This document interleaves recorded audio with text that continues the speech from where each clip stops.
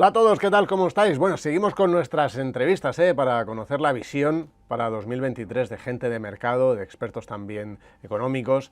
Ya sabéis, intentamos traeros todas las claves. Sabéis que hace poco tuvimos en Finet un evento Finet Outlook 2023 en el que tuvimos también a 5 expertos que os recomendamos ver para conocer su posicionamiento también de sus carteras.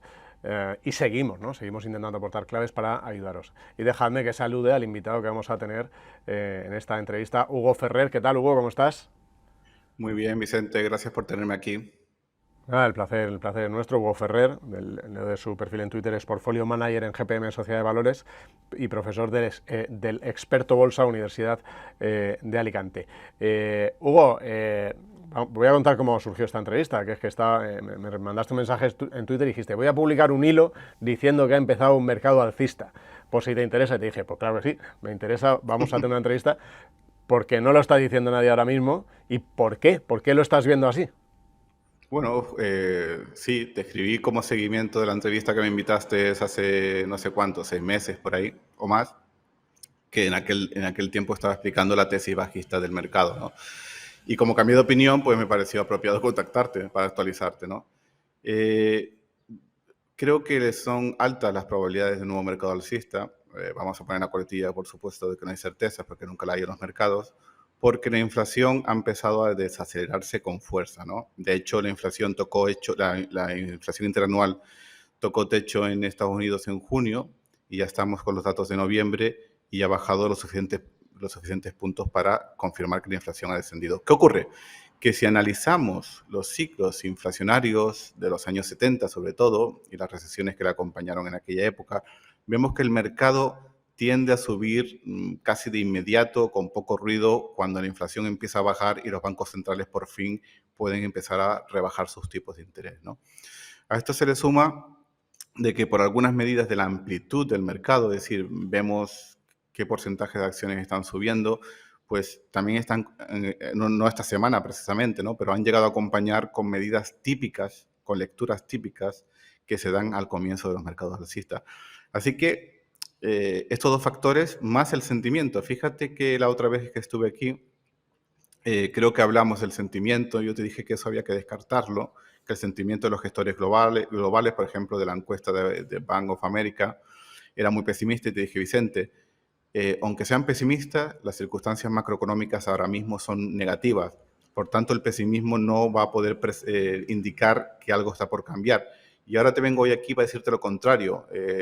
El apetito por el riesgo de esos gestores de la encuesta de Bank of America, que gestiona más de un billón europeo, que es muchísimo dinero, muestran que están lo más cautelosos posibles de toda la serie histórica. Entonces tenemos factor macro que históricamente es alcista, la inflación a la baja, lo que adelanta tipos de interés más bajos, la amplitud del mercado acompañando y tercero, que el sentimiento es extremadamente negativo. De hecho, el hilo que publiqué, si ves las respuestas, muchas son de eres un valiente, bueno, está muy bien explicado, o sea, palmaditas en la espalda y cosas típicas de que yo sé cuando un análisis lo lee gente, pero no es reconocido con amplitud, ya me dice como el sentimiento, que al final es el mismo de la encuesta de Bank of America.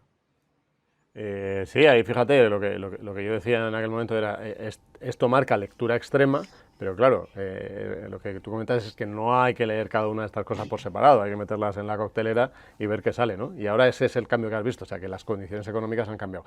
El mercado también lo había visto, Hugo, y tuvo un rally bastante bueno, en opinión de mucha gente excesivo, pero hemos tenido el movimiento de enfriar un poco esta reacción de los bancos centrales en estas reuniones de diciembre. ¿A ti no te han cambiado el ánimo estos mensajes de que van a seguir subiendo con fuerza los tipos? Bueno, para empezar, yo ni siquiera reviso mi cartera con menos de un mes. O sea, lo que ocurre una semana o dos es extremadamente poco ruido, igual que lo es un mes, ¿no?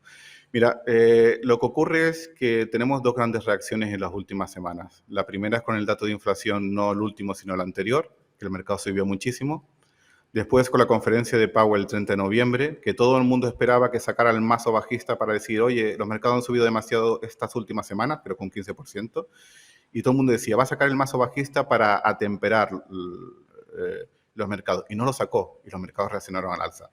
¿De dónde vienen las correcciones actuales? Pues bueno, la Fed en su última decisión de tipos de interés publicó unos puntos, o sea, unas proyecciones sobre el crecimiento, que el crecimiento sería muy menor, casi 0,5 en el 2023, o sea, bajando desde el 1,2, que la inflación no estaría tan controlada y que el desempleo repuntaría mucho más de lo que habían previsto anteriormente. ¿Qué pasa?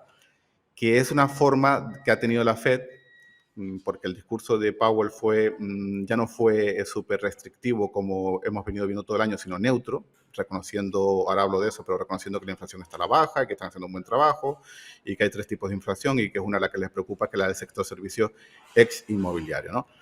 Pero lo que no le gustó al mercado fue los puntos de la Fed, las proyecciones de la Fed, que fueron más restrictivas de lo que pensaban y el mercado ha reaccionado a la baja. Pero bueno, esto te da independientemente de mi análisis alcista, esto te da para volatilidad de unos cuantos días.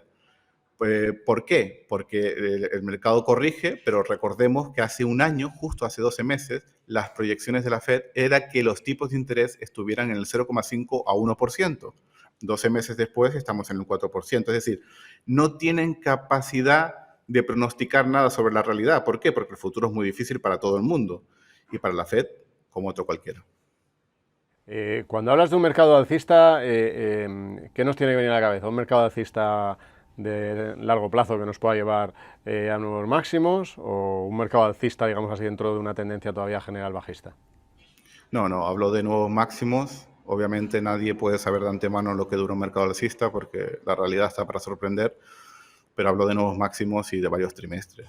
No estoy hablando de un trimestre, estoy hablando de igual, pues si estamos en el 2023 ya entrando, pues que te lleva el 2024, 2025. Es verdad que soy pesimista de forma secular, como se suele decir en bolsa, ¿no? A muy largo plazo, pero eso no va a impedir que pueda producirse un mercado alcista perfectamente de 2 o 3 años. Recordemos, incluso si estamos haciendo una copia de los años 70 en Estados Unidos, ahí hubo mercados cíclicamente alcistas de varios años de duración. Y dentro de ese mercado, ¿qué es lo que te gusta más? ¿Dónde estás viendo las mejores oportunidades? Sí, las mejores oportunidades las veo en todo aquello que es tradicional, que es value, en oposición a aquello que es crecimiento. Si es que lo estamos viendo, si es que el mercado no lo está diciendo, ¿no? Con unos tipos de interés mayores, todo lo que son financieras, todo lo que son compañías industriales, lo hacen mucho mejor que las tecnológicas, por cómo afectan esos tipos de interés a esas valoraciones y cómo funcionan esas compañías, ¿no? ¿Qué estamos viendo? Estamos viendo un IBEX con mucha fuerza, o sea, me gusta el IBEX, que debe ser la cosa más odiada del mundo, lo pones en las redes sociales y todo el mundo se ríe del IBEX, y no, el IBEX no le pasa ningún problema. El IBEX no es un reflejo de la economía española, el IBEX lo que le pasa es que es un índice muy value y entonces le favorece cuando las condiciones son muy values como las actuales. Así que creo que Europa lo va a hacer mucho mejor que Estados Unidos. De hecho, se ha defendido mucho mejor en este mercado bajista también por parte de la depreciación del euro. Y creo que los sectores más tradicionales, industriales, los bancos lo van a hacer mucho mejores, por ejemplo, que la tecnología, que es el ciclo donde por fin ha habido una rotación de tecnología hacia el value. Oye, y más allá de la renta variable, porque el otro día te leíamos en Twitter que uno de tus activos favoritos para 2023, o el favorito, no recuerdo ahora, era el oro. ¿Por qué? Sí, Vicente. De hecho, si en la edición del vídeo me pueden poner 2 rayos de oro, así como hacían los bitcoiners, te lo agradezco. Es verdad, soy muy alcista en el oro. Por supuesto, creo que estamos en un mercado alcista desde el punto de vista probabilístico en la renta variable, pero reconozco que mi almita me dice que, bueno, que es una opinión que la tengo que dar porque es lo que me dicen los indicadores, pero con cautela. De hecho, no estamos especialmente posicionados en renta variable. Sin embargo, el oro, me he convertido en las últimas semanas en un gran fan del oro. Te explico por qué. El oro, el driver, el factor que determina sus tendencias, es los tipos de interés reales.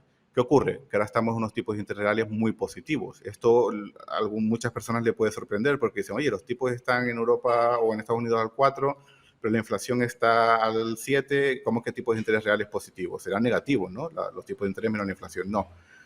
El oro se mueve por los tipos de interés reales de largo plazo, es decir, se descuenta la inflación de largo plazo estimada por el mercado a los tipos de interés de largo plazo estimados por el mercado, por ejemplo, a 10 años. Y en esos plazos los tipos de interés reales son muy positivos. Es una política que es precisamente la que ha perseguido la Fed y los bancos centrales para enfriar la inflación, ¿no? ¿Qué pasa? Que históricamente, cuando no cuando la Fed empieza a recortar tipos, no cuando la Fed para de subir tipos, sino desde momentos previos en que el mercado ya se huele que la Fed va a parar tipos, y esto ya es una noticia conocida, excepto una sorpresa enorme, que los tipos van a dejar de subir más o menos en marzo del 2023, pues cuando ya se intuye que los tipos van a dejar de subir, el oro empieza a subir. Y luego cuando la Fed para su política de tipos de interés al alza, el oro sigue subiendo. Y ya cuando los tipos de interés oficiales empiezan a bajar, el oro ya termina de repuntar. Es decir, estamos en el momento preciso. Obviamente yo siempre aproximo la inversión de forma táctica, pero para buscar posiciones en el oro. Y creo que si engancha 2 o 3 años al alza el oro, pues típicamente puede subir entre un 25 o 30% anual, pues obviamente la revalorización puede ser mucho, partiendo de que estamos en el momento macro fundamental ideal para invertir en el oro. 25-30 anual en 3 años nos llevaría casi a los 3.000, ¿no? Haciendo una cuenta así rápida. Sí, no, y más, y más. Al final las tendencias, nadie puede decir cuánto durarán, eso es demasiado lejos en el futuro. Me gusta hablar de la magnitud de la tendencia para explicarme un poco, pero prefiero hablar con seriedad de las tendencias que de objetivos, ¿no? La tendencia es alcista y los factores fundamentales, en mi opinión, apuntan claramente al alza en oro. ¿Qué significa esto? Pues yo, por ejemplo, estoy sobreponderando más en mi cartera discrecional personal el oro, ¿vale? O no pienso deshacerme del oro que tengo físico. Oye, Hugo, ¿y petróleo y gas, cómo lo ves? Pues el gas es muy complicado, ¿no? Primero que no entiendo el mercado del gas y segundo son muchos factores geopolíticos. El petróleo sí que lo veo, iba a decir a la baja, pero la verdad es que no está tan claro que vayamos a entrar en una recesión, ¿no? O sea, una recesión, oye, el petróleo ha caído mucho desde hace un año. De hecho, interanualmente está en el 0%. Si la recesión se confirma, el petróleo va a seguir cayendo, pero no tengo nada seguro de que vamos a asistir a una recesión como tal. Entonces, digamos que voy a poner como respuesta, realmente no lo sé. Perfecto, que yo digo que decimos poco eso y no pasa nada. No pasa nada por decir no lo sé, hay que decirlo mucho más. La ultimísima, de las cosas que cuando hablamos con gente y preguntamos por el comportamiento de la bolsa, lo que muchos están diciendo es que es muy complicado que la bolsa suba mucho, hay un mercado alcista, porque las valoraciones están todavía en niveles exigentes en muchos casos. Entonces, incluso con la subida reciente todavía más. ¿Eso te hace pensar, te hace darle vueltas a ver si no está tan claro el mercado alcista o no, o lo tienes clarísimo? No. Hay mercados alcistas que nacen a valoraciones muy diferentes, extremadamente bajas y valoraciones mucho más altas, ¿no? Ahora se han normalizado mucho en el último año. Eso no me preocupa para tener una opinión cíclica.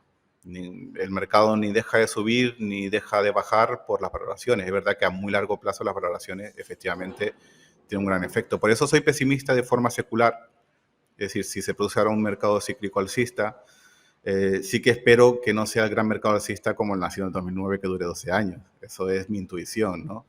Ni va a ser el mercado alcista nacido en 1980 que dio lugar a 20 años de mercado alcista. Obviamente no espero eso. Pero más allá de eso, ¿quién te dice a ti que la bolsa no puede subir un 100%? Las valoraciones, lamentablemente, no son una medida que te pueda enseñar cuánto se extiende un mercado alcista o bajista. Sí a muy largo plazo, pero de forma cíclica no te informa de nada. Igual el mercado alcista sorprende y te dura 6 años. Hay que tener en cuenta que los mercados alcistas en las últimas décadas se han prolongado mucho más. Y seguramente hay muchos factores que hacen que eso sea así, ¿no? Puede ser que los tipos a la baja lo hayan permitido, pero también puede ser que haya una política monetaria, fiscal más reactiva y que permite que los ciclos alcistas se prolonguen más en el tiempo. Como son cosas que no se saben, en mi opinión lo que hay que hacer es acompañar la tendencia. Bueno, pues nada, iremos siguiendo la tendencia y cuando la veamos cambiar te volveremos a preguntar, Hugo. O sea que Eso es. Muchísimas gracias por tu tiempo de nuevo. A ti, hasta luego.